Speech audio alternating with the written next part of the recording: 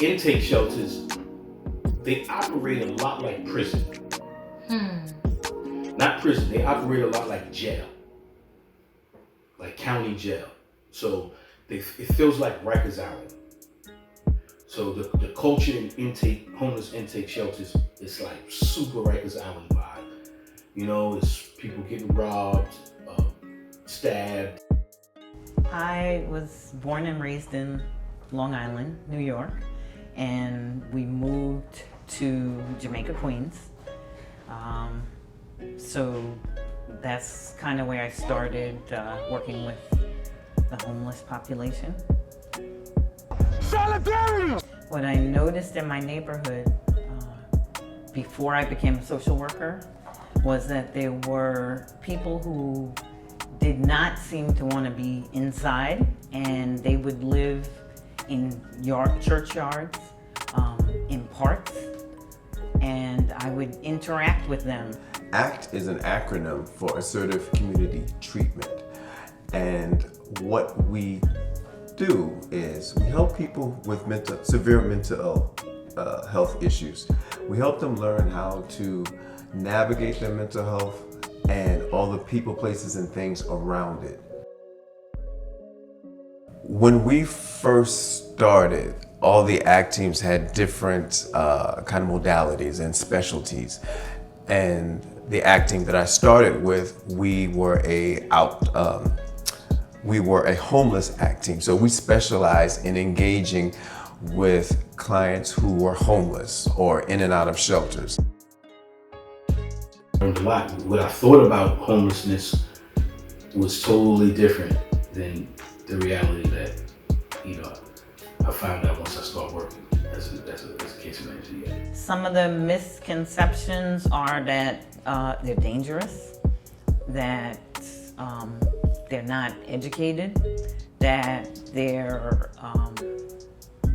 don't have social skills or things going on. That's not true, because anybody could become homeless. There's different reasons why people are in the street.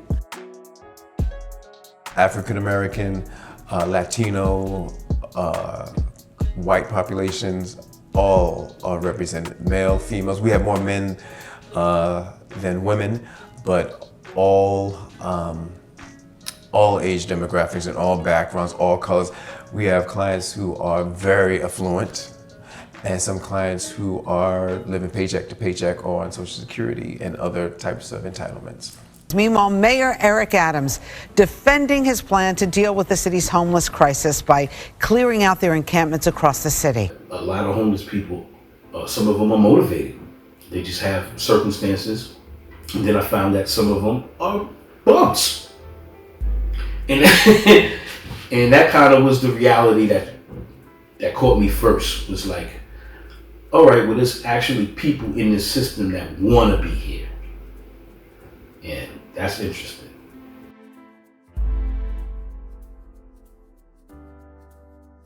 When it happened to me, I was working, and it has to do with safety more than anything. There was one family, and she came here on a visa, and she stayed. It was a visa that had a time limit, and so she stayed. And she was homeless, but then the only reason she kind of got out of being homeless was because she got involved in a relationship. So the person who she became involved with is a citizen, an American citizen. 42% of homelessness most of them is due to domestic violence.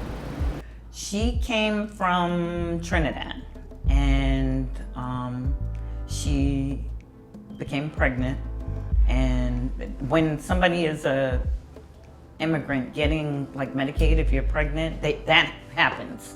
But there were some other things that she needed, and because of her status, there was one situation where the person kind of did not treat her the way she should have been treated because they knew there was nothing she could do.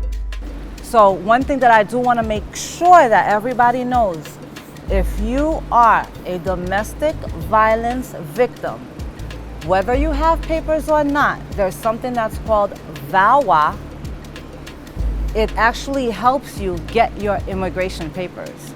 So if you don't have any, if you're undocumented, but you were with an abuser, as long as you agree and consent to make sure that you speak up in court against that abuser, you will not be deported.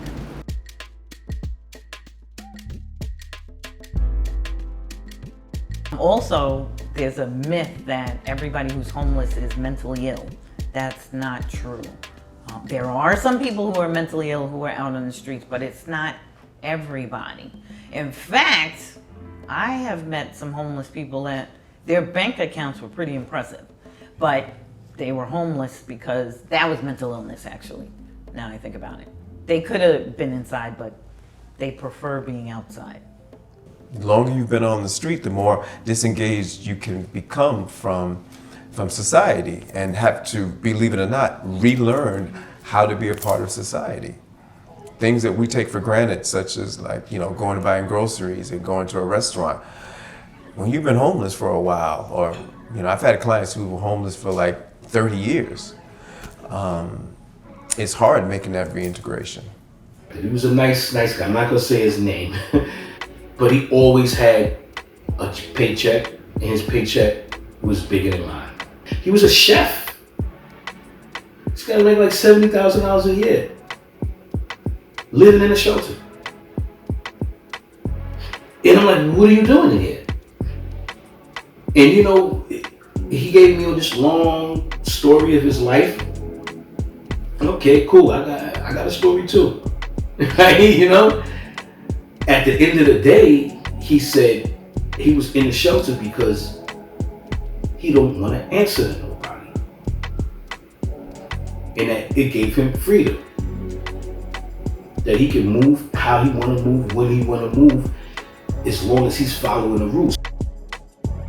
So you have like the general population shelter where anybody could go in, but you just have to call ahead of time to make sure that they have like a bed or a cot available for you. You also have the family shelters, which are just for families, who may be homeless. You also have the domestic violence shelters, and those shelters are for people that are experiencing domestic violence. Those are usually more long-term.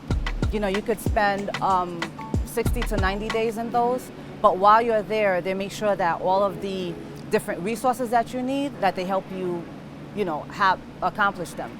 But for those type of shelters, the DV shelters, they do have rules and regulations that you have to follow, and if you do not follow them, you can get kicked out. He was using the system. So he was the first one that made me really look at that. Like, oh, okay, there's people actually using the system to benefit them because they just don't want to be a productive part of society. There's people like that. And I would say go to your resources. It's just about, and if you have Google, that's like the basic thing. You have to be your own advocate. You have to be able to research, because there's a lot of nonprofit organizations that will help you. There are several services in the city that outreach to people who are homeless. And you can call 311 and you will be connected, your call will be connected to an outreach program. And all you have to do is give the location, the description of the person, and they'll send a team of housing professionals and mental health professionals to them and see what they can do in order to encourage them off the street.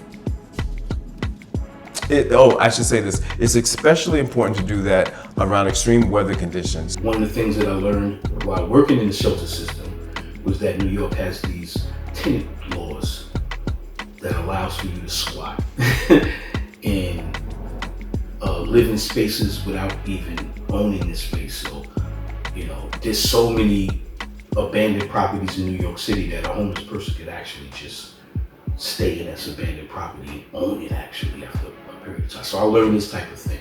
All of these different vacant places could be used for homeless people, I would think. But it's kind of making that happen so that everybody has a safe place to stay. That's the challenge. take those places and turn them into affordable housing or a shelter that doesn't have like all of these different strict rules or whatnot, you know. Create different communities. We can actually do it. We can create these communities, but it takes like everybody put their effort in for that. Homelessness can affect anybody, but I think that is one of the reasons why it's so hard to wrap our minds around how to help this, because what's presented in the media, for obvious reasons, is as all people of color. And when you do something like that, you take a problem that is central to everyone and you otherize it. And then the resources don't go to it. Right now, I could say I'm at my best because it made me stronger. It's not a textbook compassion that I have for others or trying to satisfy my own ego. Because some people, they have this job just to be like, oh yeah, I helped like 10 people today. No, it's not like that for me. So for me, it's like, it's a mission that I have, and that's one of the reasons why that I started like my own nonprofit, actually. It's called Love Without Scars. And what we do is we try to do domestic violence education and healthy relationship awareness, because as you know, in the schools, they want to teach people about everything but healthy relationships. It's kind of paramount to the drug problem. You know, we've had crack in our neighborhoods for years, and it wasn't a big deal. We were sending everybody who used or sold or anywhere involved in that to jail for 30 years. Now, current day, we have, you know, mostly white people are addicted. Not that black people are not on it either, but people addicted to opiates. And it's, oh, we gotta help them, well, we do.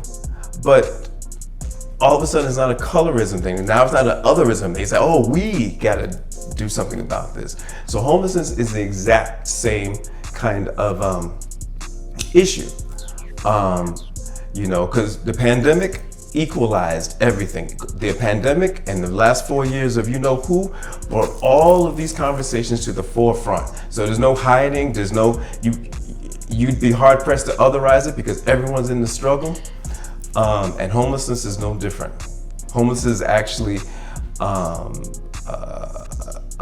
symptom of our bigger issues in this country.